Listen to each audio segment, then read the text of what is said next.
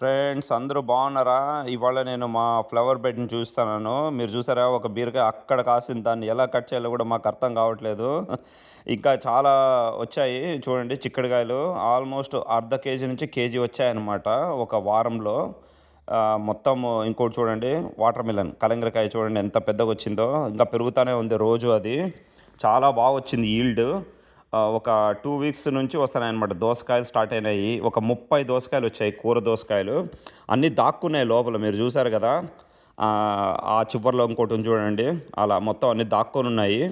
Next గోంగూర కూడా బాగా వస్తుంది మాకి. ఎవ్రీ 1 వీక్‌కి ఇంటికి సరిపడా గోంగూర వస్తుంది. ఇంకో దోసకాయ అక్కడ ఉంది చూడండి. మొత్తం మా ఫ్లవర్ బెడ్ చూపిస్తాను. లోపల కూడా చిక్కుడుగాయలు ఉన్నాయన్నమాట. చానా కాసాయి. అప్పుడప్పుడు మాకు కనపడవు అసలు ఎక్కడున్నాయనేది. చాలా బాగా వచ్చింది. ఇంకొకసారి మొత్తం ఫ్లవర్ బెడ్ చూపిస్తాను మీకు. దోసకాయలు, కలంగరకాయ, గోంగూర, బెండకాయలు కూడా వస్తాయి మాకు. రోజుకు ఒక 4, 5 బెండకాయలు, మ్యారీగోల్డ్, చెన్నిమల్లి పూలు చూడండి ఎంత బాగా వచ్చాయో. బెండకాయలు కూడా బాగా వస్తాయి. రోజుకి ఒక 4, 5 వస్తాయి. జస్ట్ నెక్స్ట్ మ్యారీగోల్డ్, ఆ చివరిలో కూడా బెండకాయలే. 2, 3 బెండకాయలు మాకి. మల్లెపూల చెట్టు, కరివేపాకు చెట్టు చూడండి ఎంత బాగా వచ్చిందో. ఈ సమ్మర్లో పెరిగిందనమాట. చిన్న చెట్టు నుంచి ఇంత పెద్దగా అయింది. ఇంకొక మల్లెపూల చెట్టు, ఇంకొన్ని మ్యారీగోల్డ్ చెట్టు. ఇది ఏం చెట్టో మీరు కమెంట్స్లో రాసి చెప్పండి మాకి. ఈ ఆకులు కూడా తినచ్చు అన్నారు. మీకు తెలిస్తే చెప్పండి.